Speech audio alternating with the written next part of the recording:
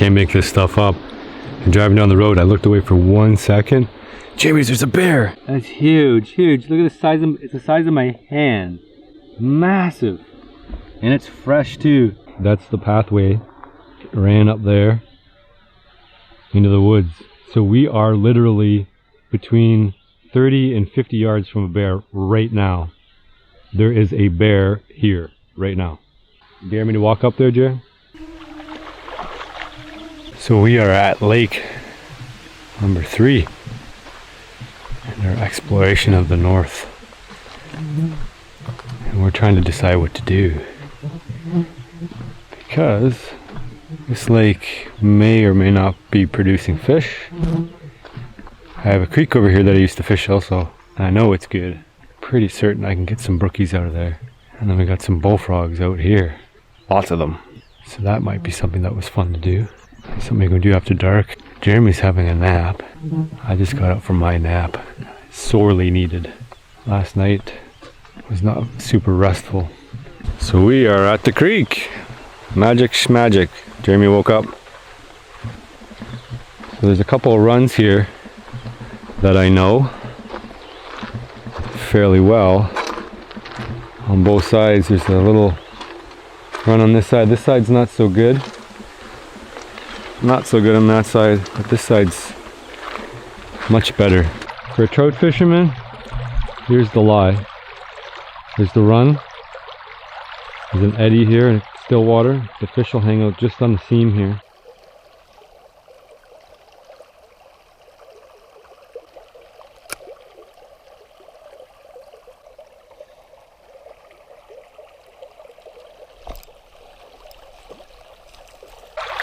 As promised.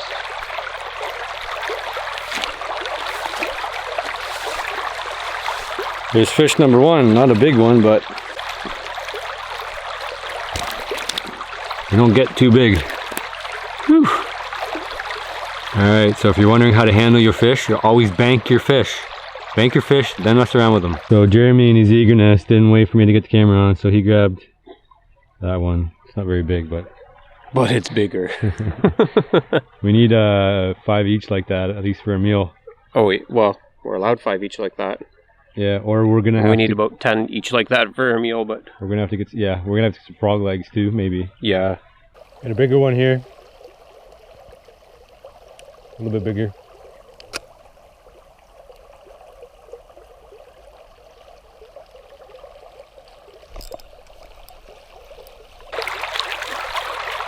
Nice. There's a better one. There, we need a few more of those. That's a good one there.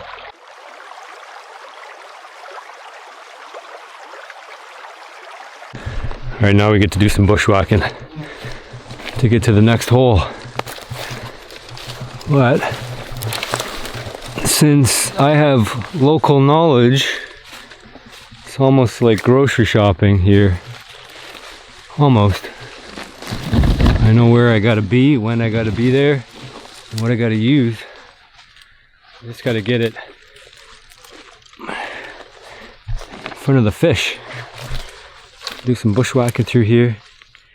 We're gonna come out at the other hole and we're gonna drop our lines in and we're gonna catch some food. I could tell you where all these places are, but that would ruin the fun, wouldn't it? And you wouldn't get to learn all the nuance of the creek, where to fish, how to fish, why to fish, all that good stuff that you learn from making mistakes. Can't learn from your mistakes if you never make any. So same thing, you gotta run all the way through here, except this one, what makes it different is there's a blown down tree and a place for the fish to rest and hide. So they can hide over here in the dry spot, and then they can hide down here. So what they're doing is they're waiting for food to come to them over in here.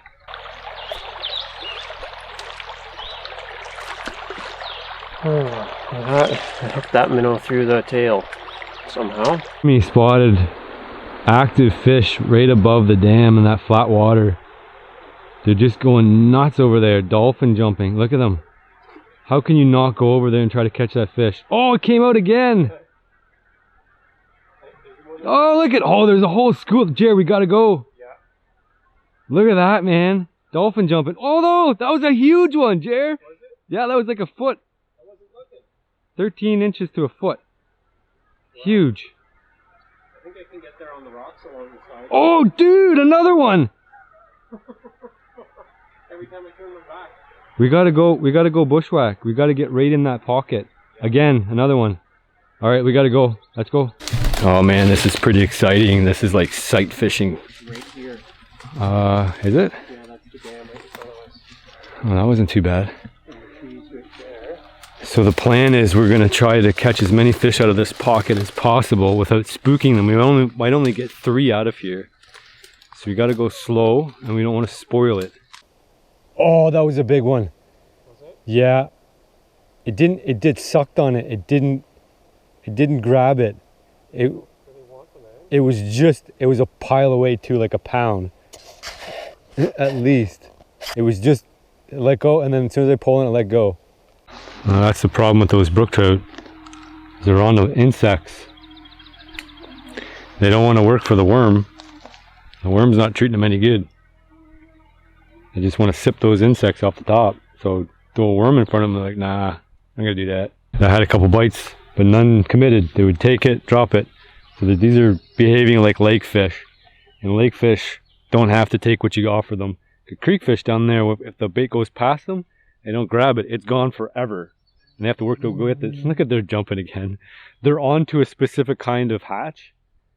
You can see bugs coming down and depositing eggs on the water surface. See, if you don't have that specific bait out there, they're not going to grab it. So they're not even convinced by the worms, they're just ignoring it.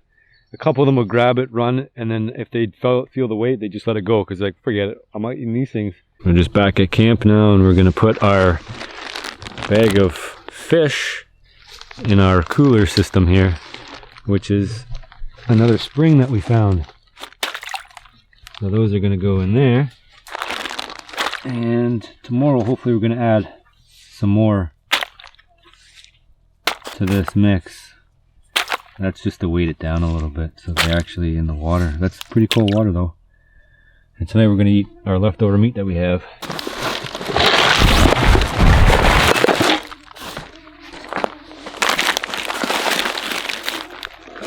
Jeremy's got this really questionable meat that we're going to be eating. You want that plate on there? No, I was just keeping. Would you eat that? It's been out for 3 days now. Should be alright. Yeah, that's good stuff. Black trumpet mushrooms, local honey, ground pork, and ground venison. It's pretty good sausage mix. We ran out of casings, which is why that's a loose mix. But I've been just frying it like that and eating it with some fried onions. Yeah, it doesn't have to be a sausage to be a sausage. No. Just put it on a hamburger bun or just jam it in a hot dog bun and you're all set, right?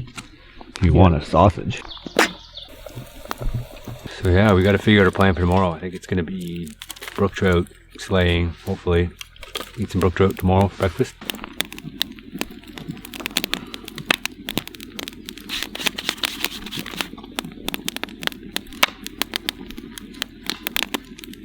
Gonna scoop some in here. Yeah, we'll just do that. And then you got some MRE condiments. Yeah, so these came from one of your subs when we did the catch and cook porcupine. We talked a little bit about that. You got a mosquito on your plate, Joe? Yeah. You want a mosquito on your plate? Not particularly. Yeah, that's about half. We got another cake coming. So that's the beef taco MRE. We've kind of been picking away at some things in there, but there's some peanut butter and some strawberry jam in that package, and so that's going with the masa flour cake. It's not, it's crumble. Masa flour crumble. Oh, it's going to be like a crumble with the strawberry jam.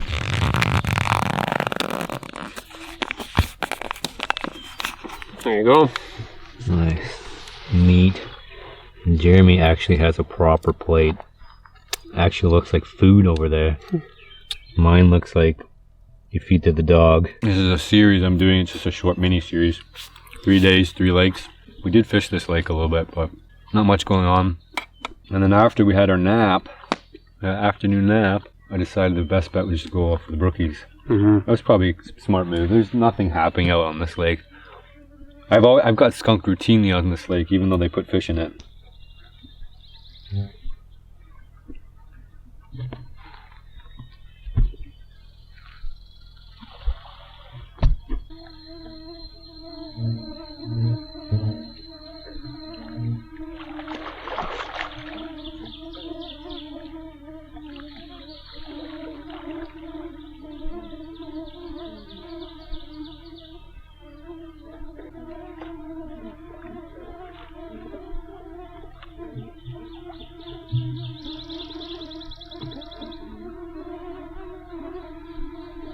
I think that's as close as I've ever gotten to a live moose.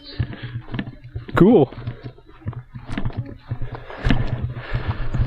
Yeah, Jeremy spotted it at camp here and I ran down. Well, I snuck down, I guess.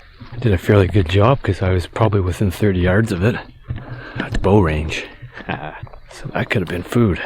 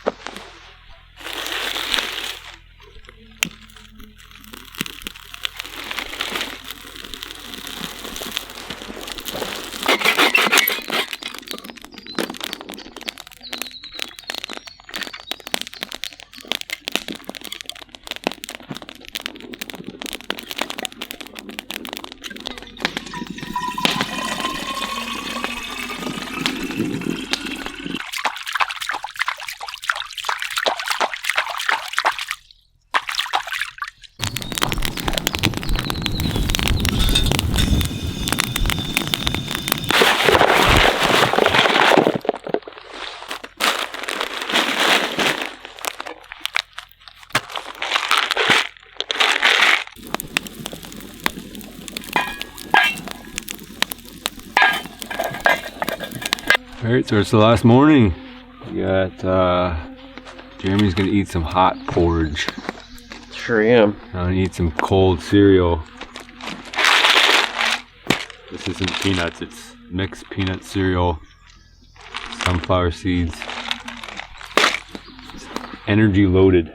So this morning, I think we're gonna go try to get some brook trout at the creek that we couldn't get yesterday. Last night wasn't successful with getting the frogs. We did try. Fair amount. I missed twice, so it's my fault. 100%. I think the trick is just, it's hard to do the flashlight, to get the flashlight aimed and then do the... We need a better flashlight, the whole setup. We need like a big lamp on your head. We're gonna get a spear with a Picatinny rail on it, and then a tactical flashlight mount. And then it's just always pointed in the spear's pointed. Right. Yeah. That's a good idea. Or just like get a big headlamp and just do the bow. Yeah. Maybe just hit them with the bow. That'd be fun. So maybe we'll do that this summer.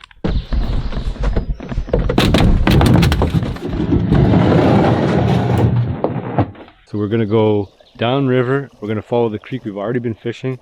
Hopefully we can add more food to our 3 trout. So that's the idea now.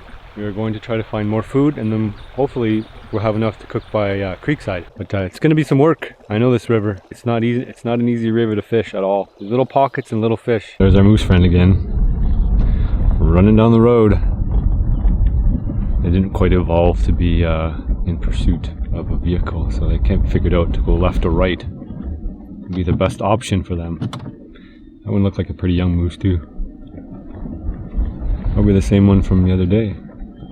Looked to be about the same. Same size? Yeah.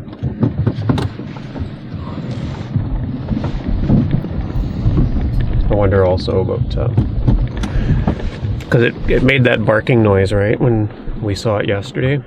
So maybe it's got a calf, and maybe what it's doing is it thinks that it's leading the wolf pack away from the calf right now, right? It's just like, as long as we chase, it's just gonna run. Because maybe it has a calf stashed back where we first saw it. I don't know. Well, let's go find the calf now. Well, it'll be hidden away, eh? Like I think they're usually pretty good to just stash them right into a balsam thicket or something where you'll never see them. I like that run. Can you imagine paddling this? There's one.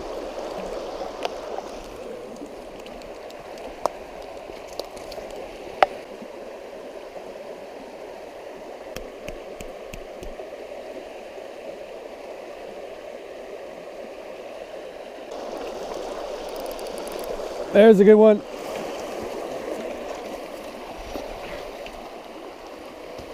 Oh no! Oh, I almost lost it.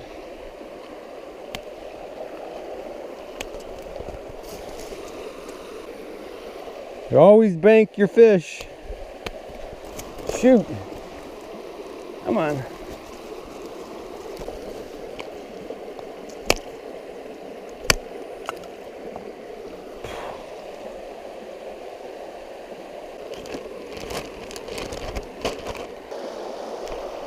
Oh, shoot!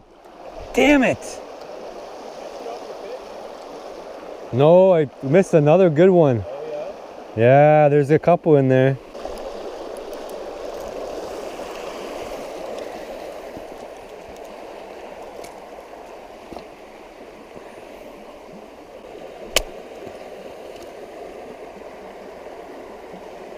You know your fish is dead when it does the quiver. It's quivering right now with all the nerves firing.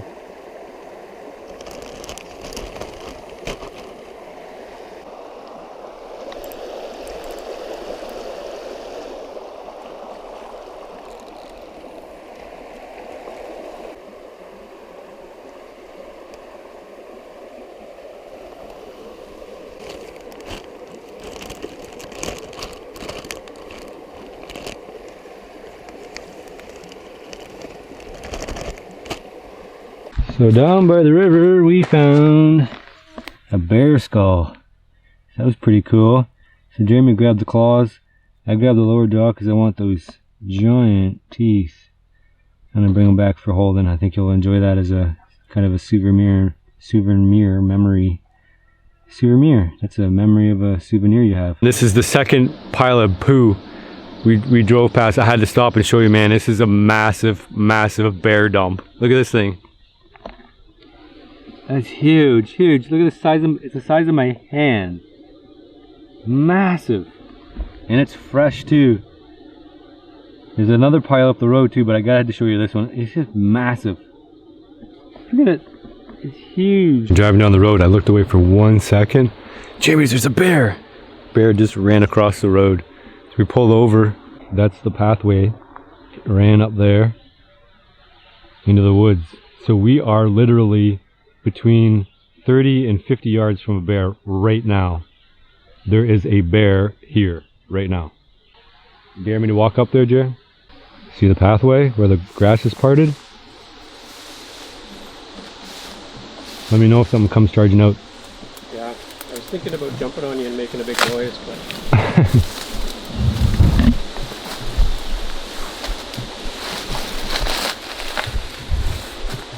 You guys should not do this. Don't do this. Not a good idea. People talk about the rainforest being thick. Like, we underplay this, or we don't play it up enough. That is thicker than a rainforest.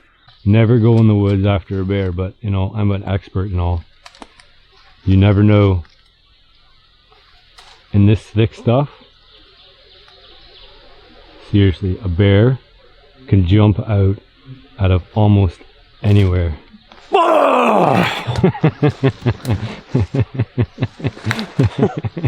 That was pretty good. There really was a bear here, though. There really was. Which is why I keep looking over my shoulder, like, oh, there's a dark spot. If I was a bear, I could hide under that tree. You could literally never see a bear in there if you're walking through. Like, we are within 50 yards now of a bear. When we first started, we were within 20 yards. Now we're within. I don't know. I mean, you might have just heard that scary noise and booked it, but. Well, I mean, but still, it's 50 yards. Yeah. It hasn't made 50 yards yet. I mean, maybe now, but we're fooling around now. But when we first got out, we were within 20 yards of a bear, and you wouldn't know it unless you just saw it come across the road. I think people don't realize how often there's a bear nearby. Well, they don't realize how thick it is either in here. Like, look at that. You can't walk through there. We tried a couple more spots here that the run's not productive. It's too shallow again all down here. So we got, I don't know, good couple handfuls of fish. So we're gonna make a little fire here in the bush and eat them by the creek. Real woodsman style. Got a little idea to dig a trough and fill it up. Jeremy's breaking some branches and we'll cook up what we got. Well, Jeremy's got an idea to dig a depression and probably what's already a creek runoff.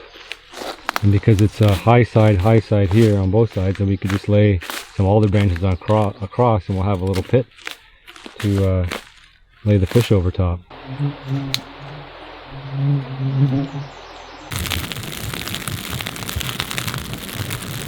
6 from yesterday,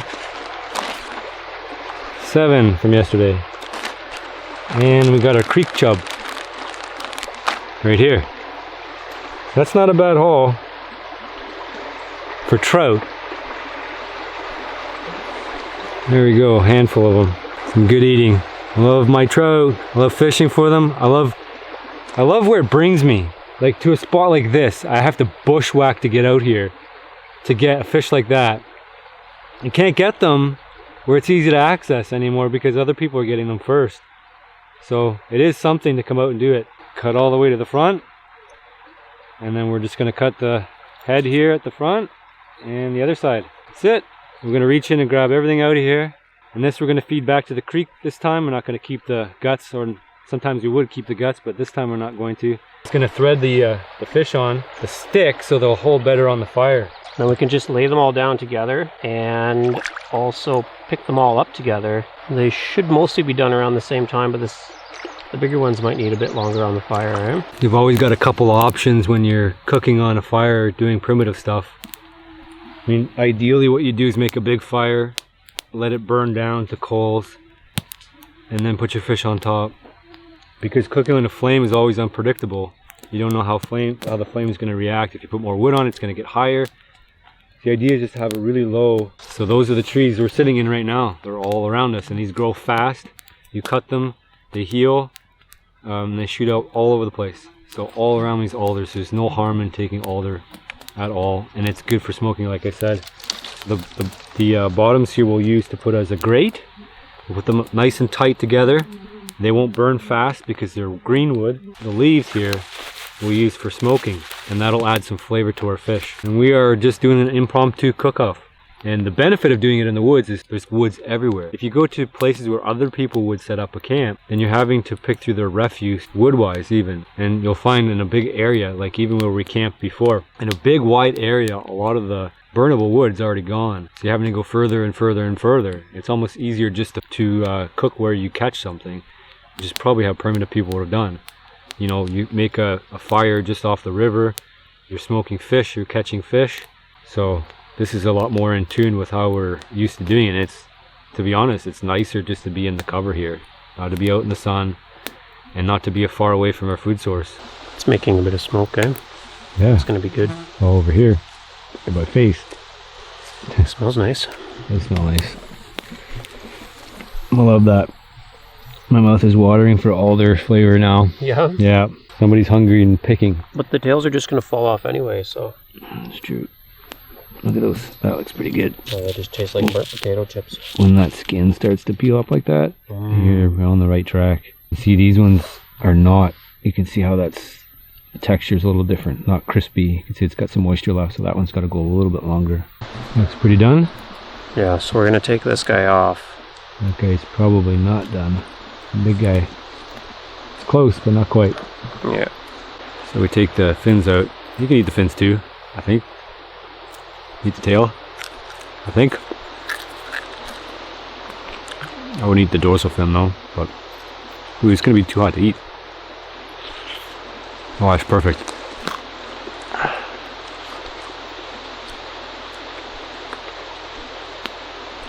When that eye goes white, it's a pretty good sign that its head is cooked anyway.